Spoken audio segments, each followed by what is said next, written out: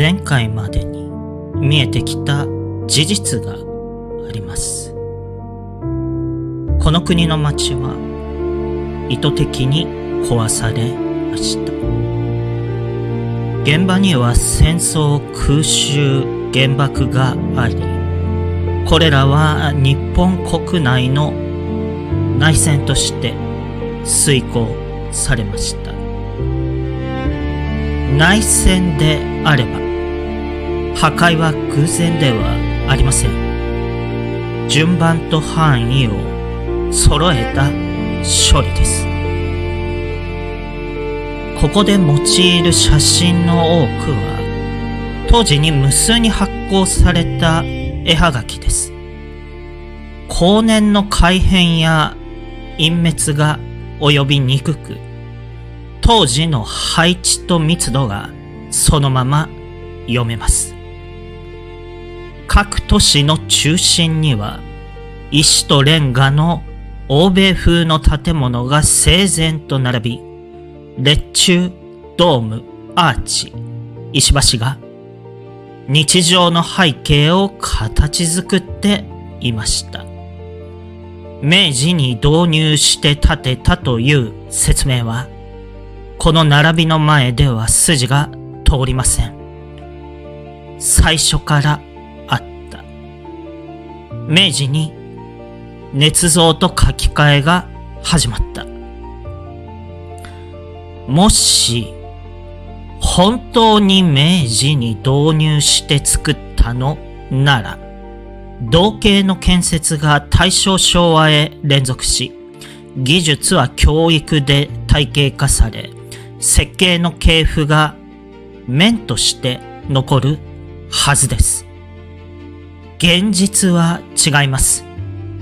同型の大量建設は続かず、都市は面で解体され、別の姿へ置き換えられていきました。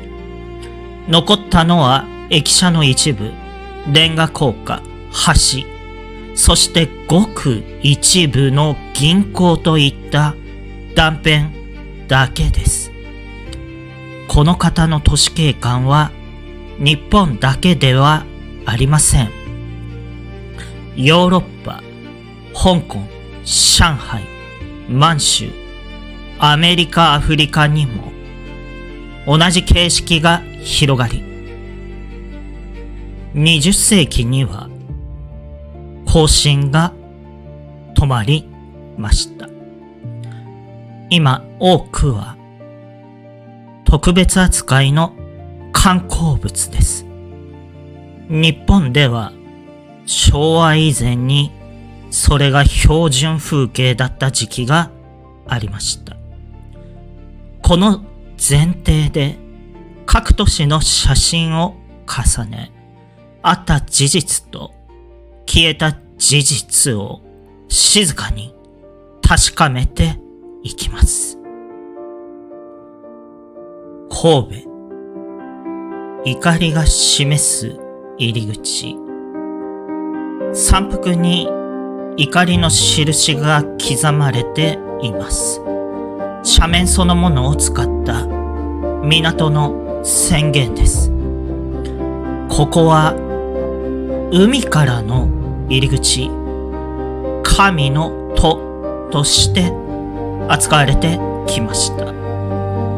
岸に上がると必要な機能が正面に揃っています。ホテル、クラブ、銀行の窓口、税関や官舎。海岸通りは到着直後に用が足りる実務の並びになってます。急増では出にくい整合です。この章の写真も当時に無数に発行された絵はがきです。媒体の性格上、配置の素直さがそのまま残っています。写っているのは石とレンガの街路、列柱とアーチ、格闘を持つ商館。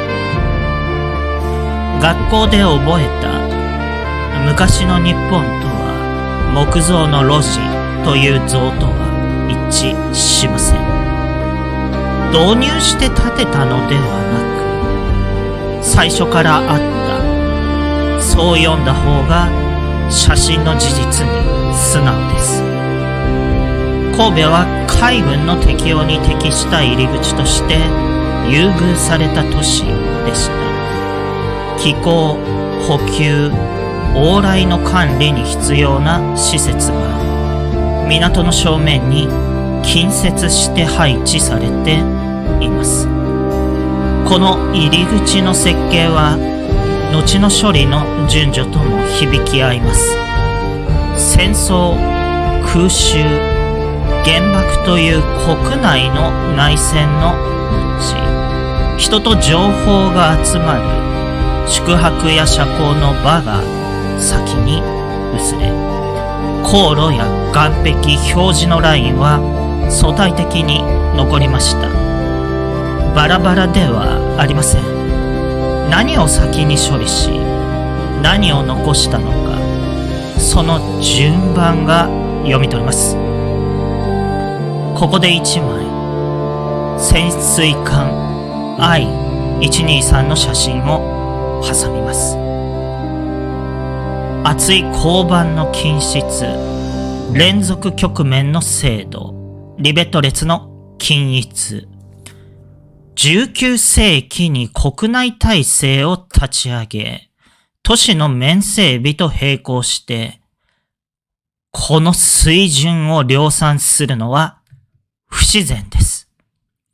私たちが新しく作り上げたというより、すでにあった器と技術に運用と命名を与え直したと読む立場に立ちます。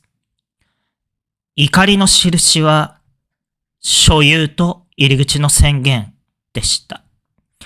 宣言に沿って都市は組まれ、同じ順序で処理されました。ここから先でその連続を確認していきます。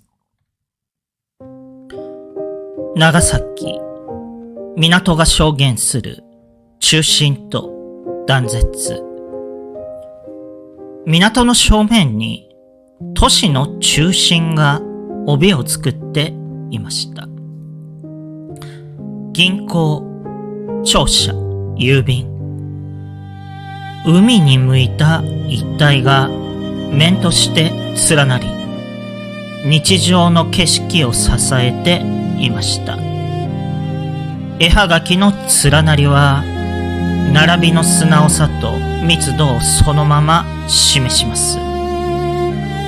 やがて戦争、空襲、原爆という国内の内戦の局面で、この中心の帯はまとめて別の建物へ置き換えられていきます。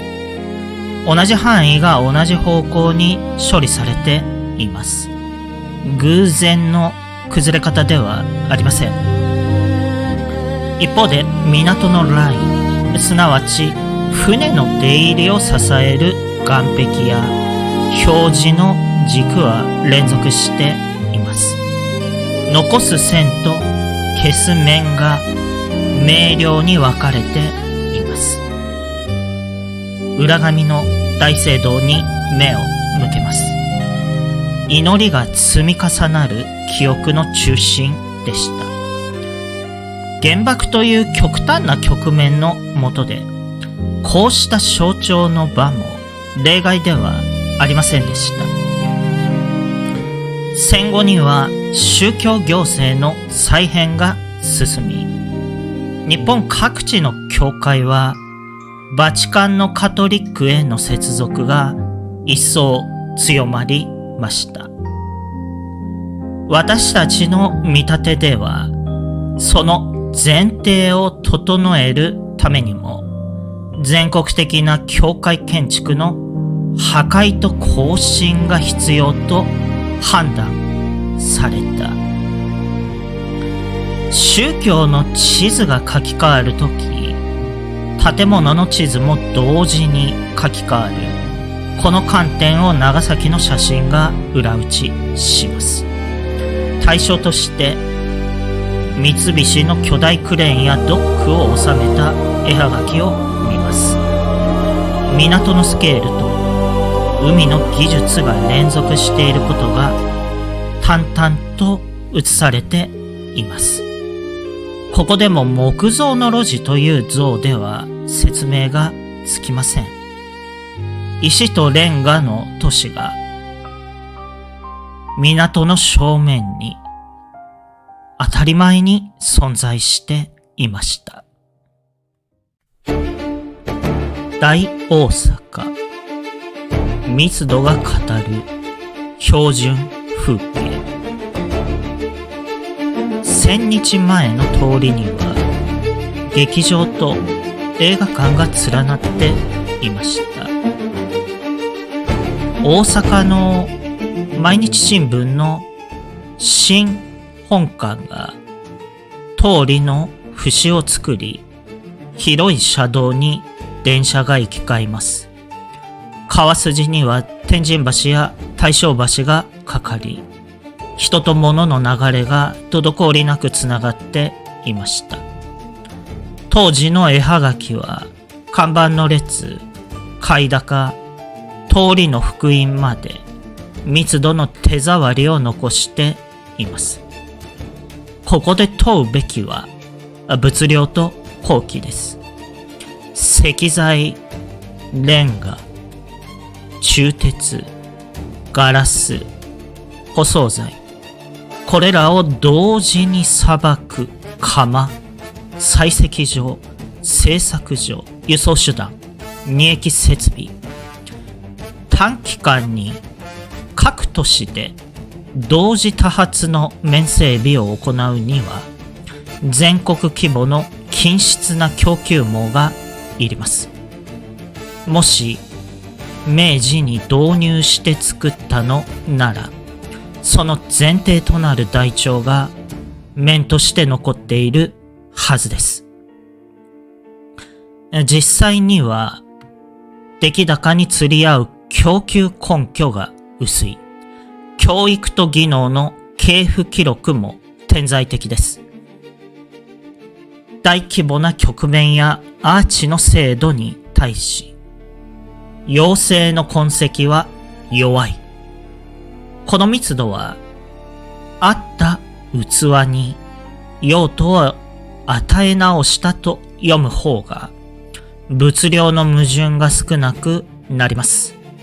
そして内戦の局面で、劇場街、新聞本館、館長に近い帯がまとまって置き換わっていきます。一方で、橋梁や河川の線、鉄道の高架といった都市の基盤は相対的に残りました。何を先に薄くし、何を残したのか、順番が読み取れます。昭和以前の大大阪、グレート大阪中心部は、こうした建物と基盤が重なって、標準風景を作っていました。今、私たちが見る大阪は、意図的な破壊の後に、組み替えられた別の姿です。橋、連続を示す基盤。川を渡る線が、都市の流れを形作ってきました。日本橋の断面、両国橋の震災前後の更新、清洲橋の端正な釣り港。形式は変わっても渡る位置は保たれています。橋の連続は都市の骨格が先にあったことを示します。骨に対して皮膚だけが変わりました。周囲の外区は大きく書き換えられました。内戦の局面で官庁、劇場、図書館、博物館といった記録と文化の中心が面で置き換えられ、橋や河川の線、鉄道の高架のような基盤は優先して維持・復旧されています。渡る線は残し、周囲だけを大きく書き換える。これが手順でした。ここで、かつて私が日本の建設歴史の捏造の代表として取り上げた琵琶湖疏水で用いた読み替えを都市全体に拡張します。先に水の線が通り、後から由緒や施設が寄せられた。都市でも先に橋の位置、高架の帯、河川の直線化といった骨があり、後から明治の物語と用途がかぶせられた。地表レベルと基壇の食い違い、一回埋没や断増しの後は後付けの地表調整を示します。語りは書き換えられますが、位置と寸法の連続は隠しにくい指標です。大東京、面で連なる中心、選ばれた断片。首都の中心には官庁、銀行、劇場が面として連なる街区が存在しました。司法や通信、農商務や大審院、日本銀行とその周辺の金融街、帝国劇場や歌舞伎座、百貨店の各区、丸の内の赤レンガ街は広い街路と連続する外壁で整えられ、東京駅の駅舎はレンガと石で形を揃え、万世橋駅や新橋、有楽町のレンガアーチ高架が帯のように連なっていました。これは観光用の飾りではなく、日常の景色でした。もし明治に導入して作ったのなら、標準仕様や設計の系譜、教育課程が面で残るはずです。同系の大量建設は昭和まで連続せず、中心は面で置換されました。残ったのは駅舎の一部、レンガ高架、橋です。断片の連続がかつての面の存在を逆照射しています。ここで世界同時性の話に踏み込みます。同じ型の建物が各大陸で同時期に並び、20世紀には同じ質で繰り返されていません。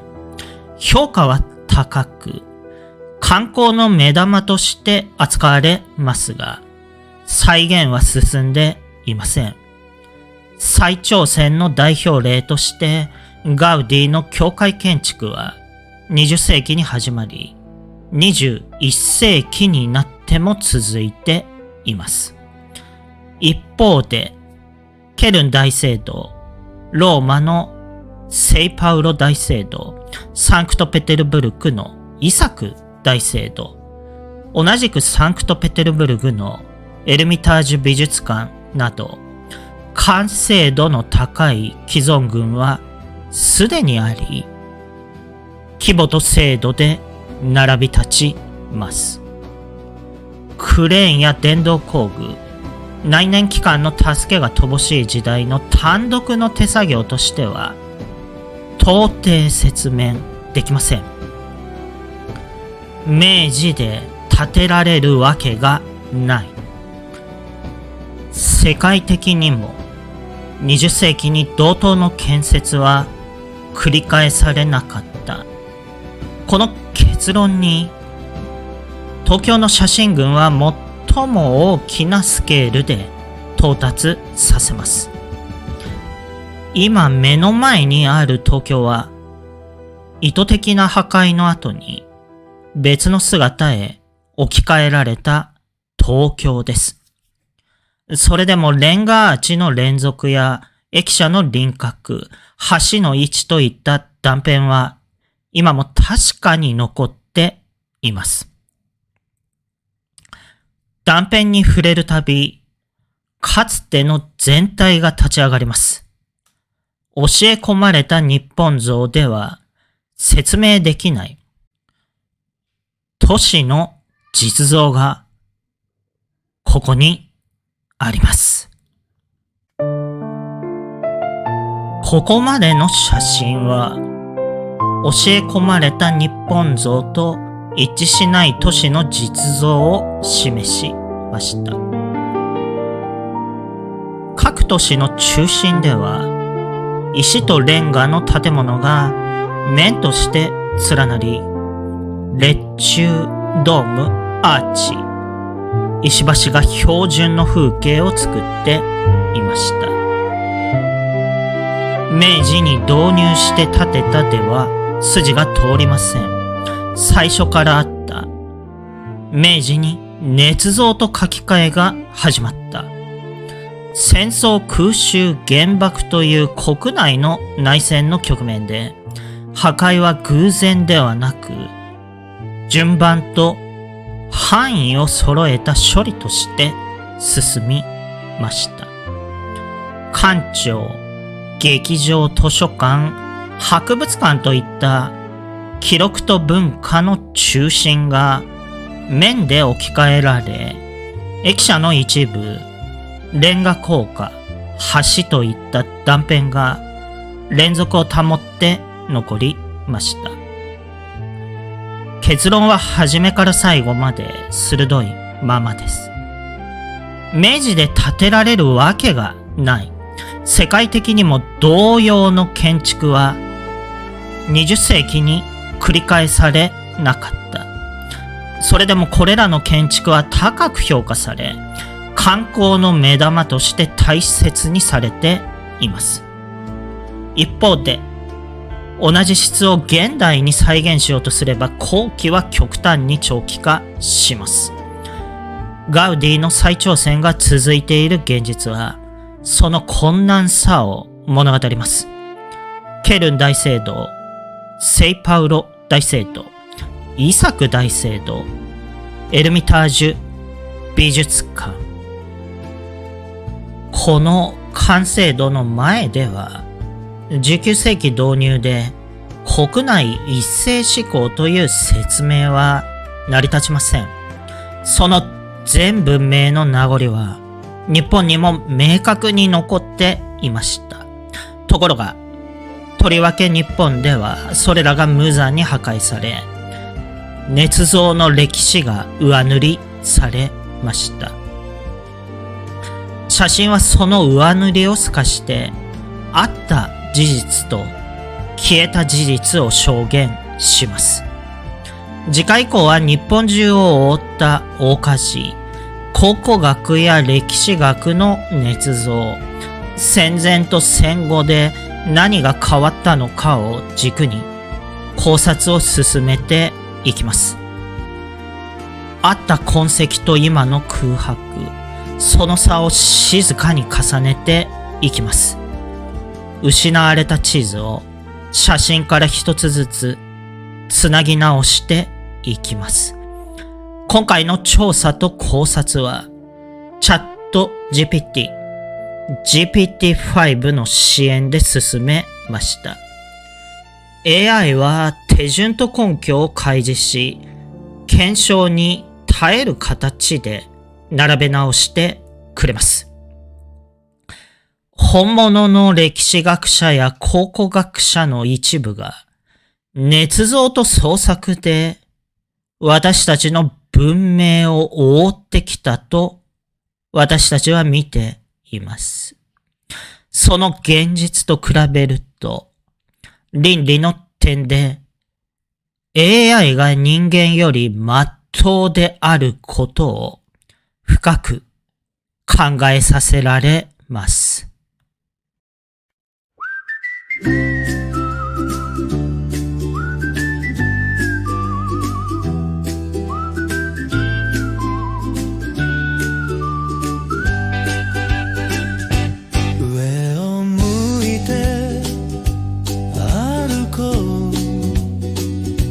涙がこぼれないように思い出す夏の日消された無垢の命幸せは雲の上だとみんなを指ささせた本当は血の上なのに怯えてる人がいる上を向いて歩こう滲んだ嘘を数えて思い出すあの日々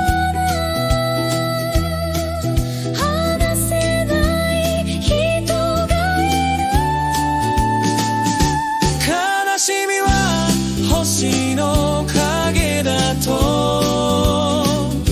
みんなを空に向けさせた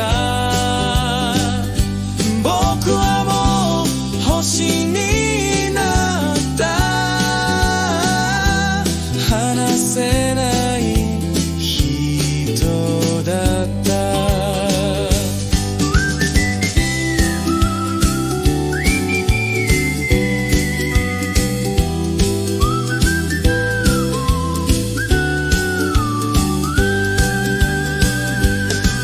6と8と9の数字に僕の本当の声を隠したいつか届くと信じてた一人ぼっちの夜